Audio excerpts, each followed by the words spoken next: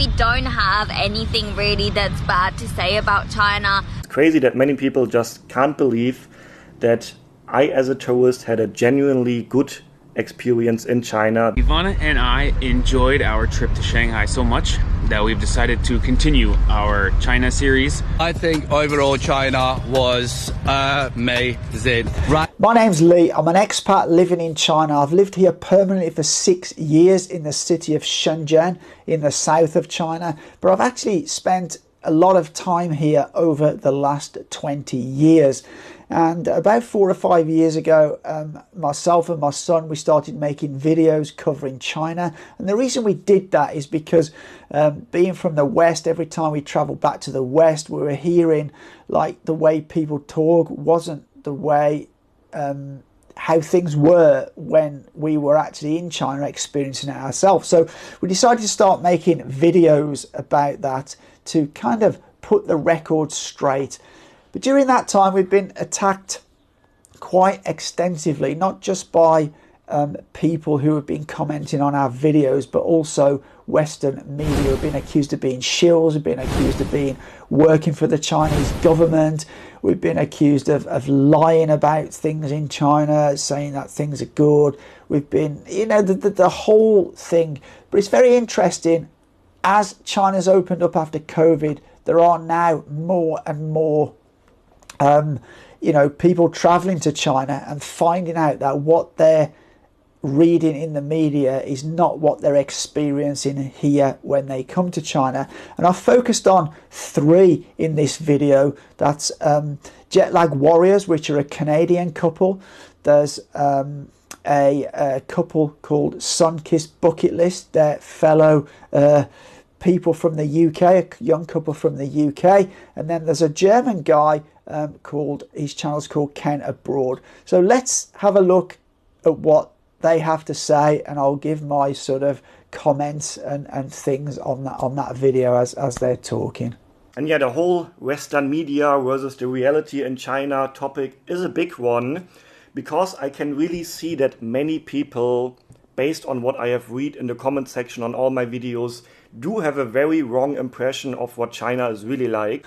Yeah, absolutely. And I mean, I've been doing videos now for probably 5 years, and I can see, like, every video I do, we get these crazy comments that people just have a completely wrong impression of what China's like, for sure. The Western media and the portrayal, let's say, of China, I guess it's not fantastic, you guys. You know, anything that we had heard of China or our expectations were based off of what we'd heard or read through the news, through the media, through the online presence. Absolutely. I mean, the media is always negative about China. Even if it's a positive story, the media in the West will find a negative angle to put on it. And it's all driven primarily from the US. America allocated $300 million a year for the next 5 years to produce negative press about China. So that's why you get so much negative press, because it's driven from a government initiative, and the media in the West are very eager to get as big a share as that $300 million a year as they can. So they will continually pump out negative news about China. Very, very decent and clean city. And the air quality was also, compared to many cities, for example, in Southeast Asia, very, very nice.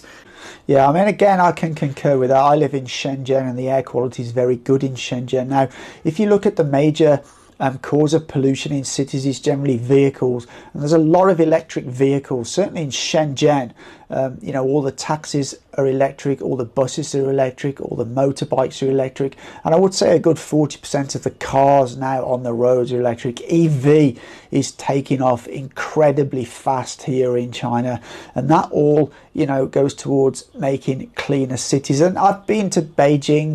Beijing, before they had the Olympics there, was a lot more polluted than it is nowadays. China have done a massive job in the last 10 to 15 years of dealing with air pollution. They have a huge amount of green energy in solar and wind, and this is all contributing to a better air quality and environment overall.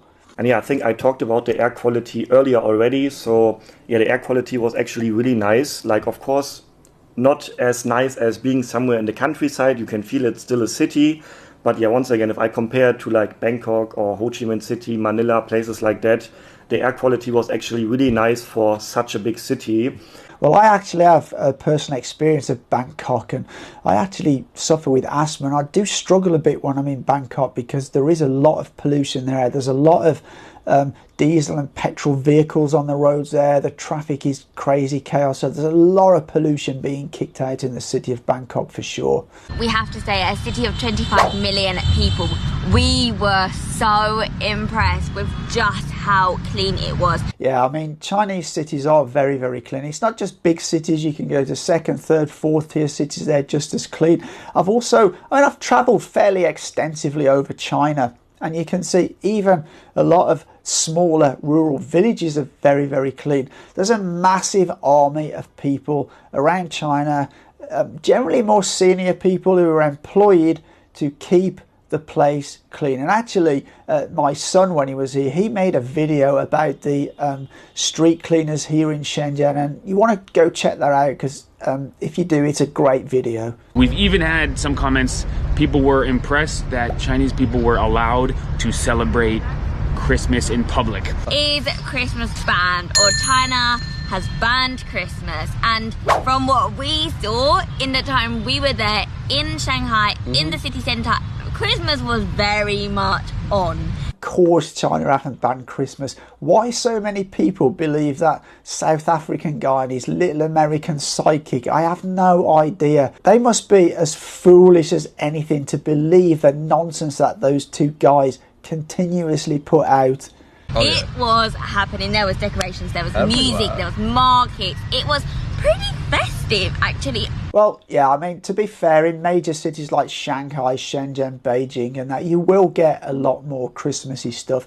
If you go to sort of smaller cities or more rural areas, you won't see a lot of Christmas stuff. And that's because Christmas is not really a festival that's celebrated that big here in China. The big festival in China is Chinese New Year, and that's just around the corner, and that's kind of like Christmas in the West, but it's Chinese New Year here in China. That's a big festival.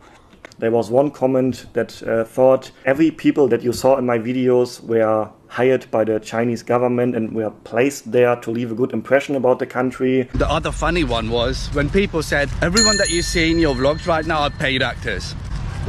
Really? I mean, please, hear yourself. Well, that's another one that I've had many times, that they're all paid actors because, everyone must be so oppressed and unhappy in China. I can't possibly see happy people. They must be actors. Again, it just shows how foolish those people are that are making those type of comments. One question was, did you feel under surveillance in China? No, not at all. I personally don't mind all the cameras. Once again, all these cameras make me feel safe in an area. Well, that's a common one. We often get comments like, "Oh, are you followed around? Or the Chinese government watching you all the time?" Blah blah blah. It's pretty normal when you do videos in China. To be clear, this didn't really bother me. I'm a tourist and I'm more than okay, but the comments were very aggressive. So it is a fact that as you walk down the street in Shanghai, you will see lots and lots of cameras. To be clear, my intention with traveling and what I like about it is to see the way other people live their lives. Yeah, I mean, there's lots of cameras in every Chinese city, as there is in every other major city around the world. And I think per capita, I think it's London that's got more cameras than any other city in the world. Those cameras are there to keep you safe. They're there to keep an eye on bad actors within society. So overall, I think they're a good thing. Bad publicity that China gets related to is surveillance. For us, we felt like it was unwarranted. Oh, it is absolutely unwarranted.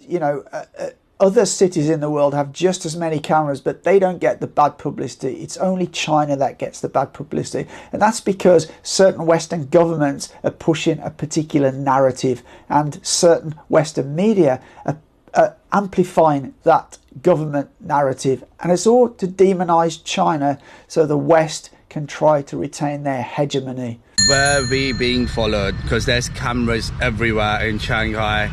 Did we ever feel unsafe? Not to our knowledge, no.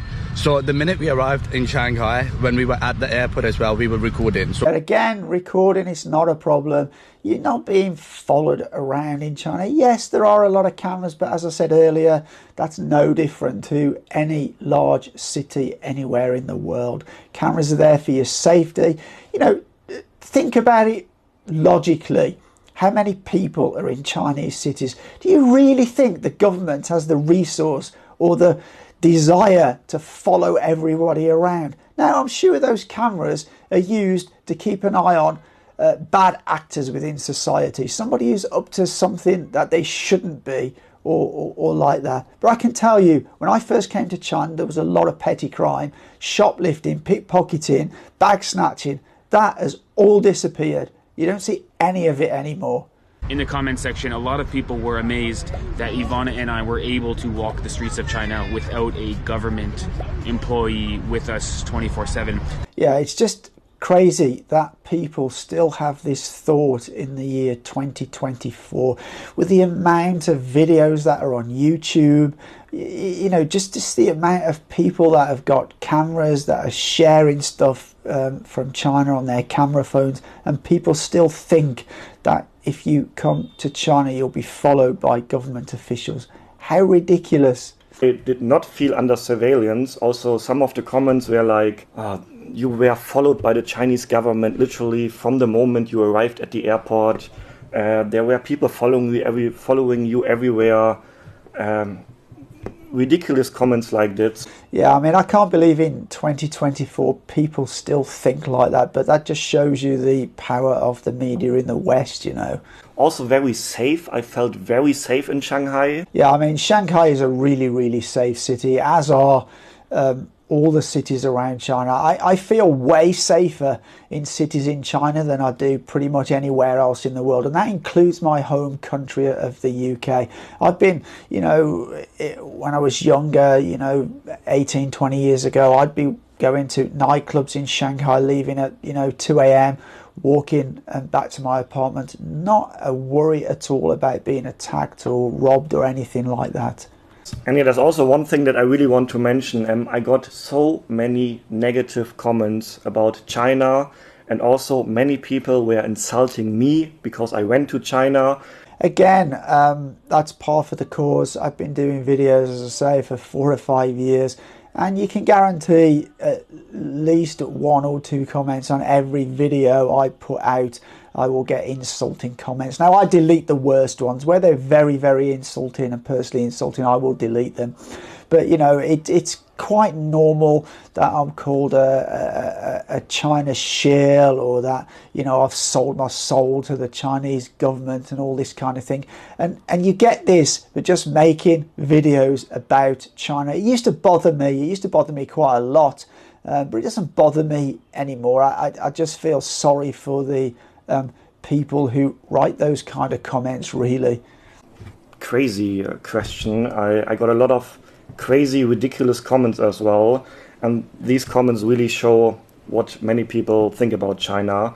Yeah, I mean, I've been doing videos in China for about 4 years, and I can guarantee there'll be a number of crazy comments on every video I do.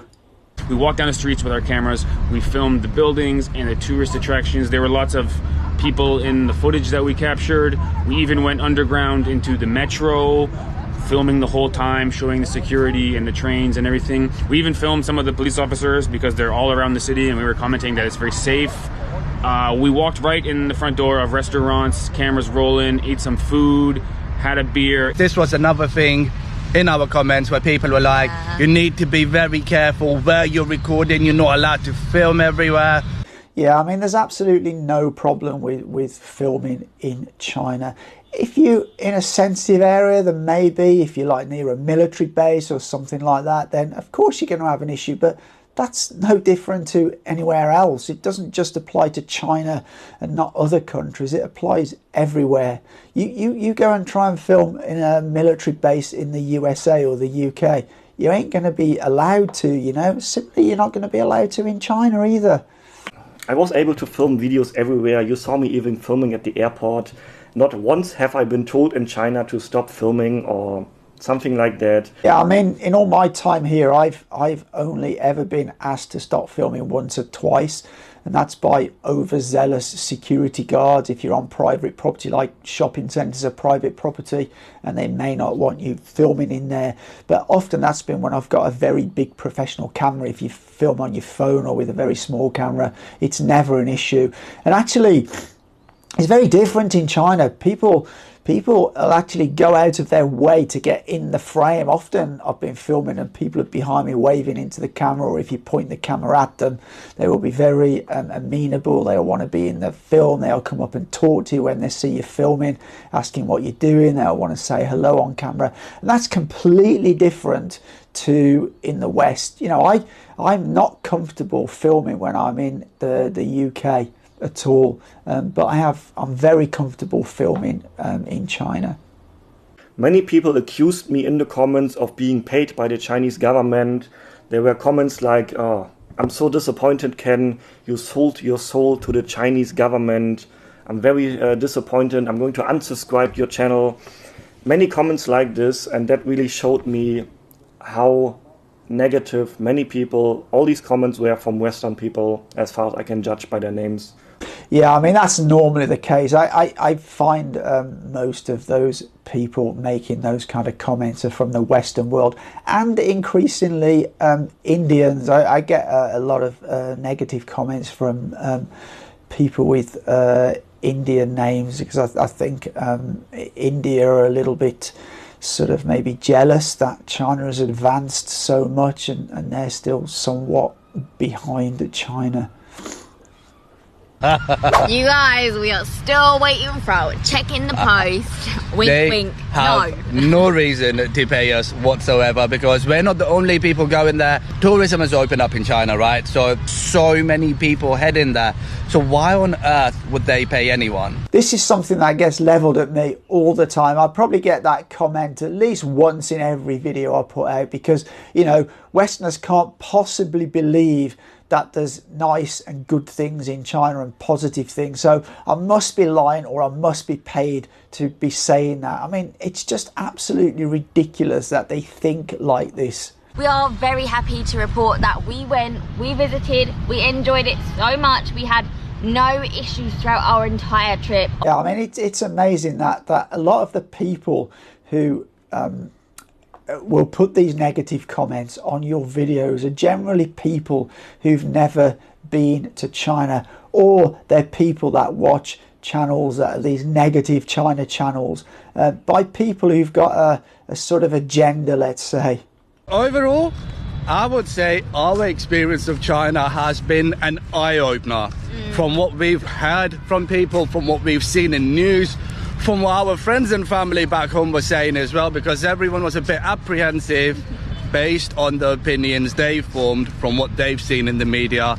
Our experience was so different to what we heard about the country, and it is so beautiful, from the friendly locals to the amazing food to a very free society. It is indeed a very free society. You know, people have the same goals and aspirations as any other people around the world. You know, want to better their lives, want better jobs, want nicer houses, want nicer cars, want to go out and enjoy themselves, want to do sport and recreation, want to go shopping. And it's no different to anywhere else in the world. So all I'm saying, all of my answers are only based on what I have experienced in just 6 days and only in Shanghai. But I haven't seen a single homeless person. I haven't seen poverty. And also, there wasn't much pollution. The city is super clean, there is no trash. I mean, pretty much all of Chinese cities are clean, and a lot of the rural areas too. I mean, of course, if you look hard enough, you can find sort of more untidy areas and dirtier areas, but that's no different to any other city in the world. Ivana and I sort of learned over our years of travel that typically the rumors you hear are exaggerated. Yeah, I mean, the rumours are very exaggerated, and that just shows you the power of the media. And it's nice to see people like these guys now coming to China and actually seeing what it's really, really like. Something that I've been saying for many, many years in my videos, and I always get pushback because, you know, because of COVID, not many people being able to travel here. But now COVID's over, China's opening up, it's much more easy to get visas. There are a lot more people coming here. And I hope that's going to be a positive thing, that more and more people will actually start pushing back against this Western media narrative. Crazy that many people just can't believe that I, as a tourist, had a genuinely good experience in China. It is crazy. I mean, I've lived here for sort of 6 years permanently, and still, after all that time, people are watching hundreds of videos.